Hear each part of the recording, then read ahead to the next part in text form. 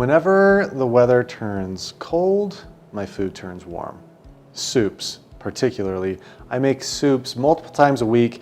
I can't believe I haven't even done a soup yet this fall. Today I'm gonna make potato soup, which is typically a creamy soup.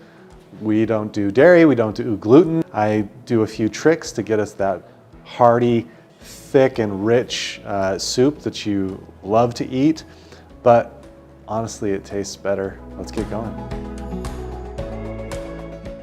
What we're going to do is we're going to build a very flavorful liquid and cook vegetables down in that.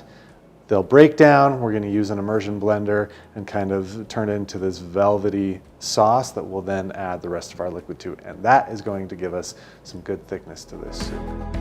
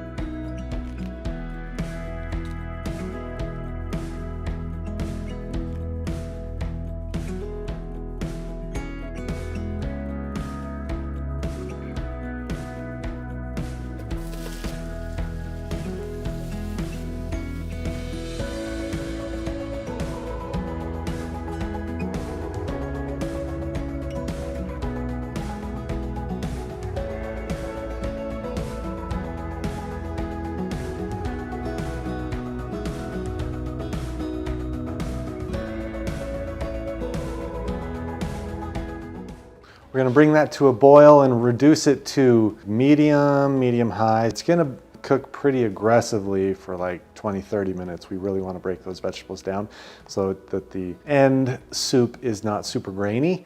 So while that is going, we're going to deal with the potatoes. Now, the key to a really great potato soup, in my opinion, is using a baked potato, something that's been cooked before. When I bake my potatoes, I do it with salt and pepper on the outside, and I save any of the leftovers and I'll use them for a variety of things. This potato soup is one of them.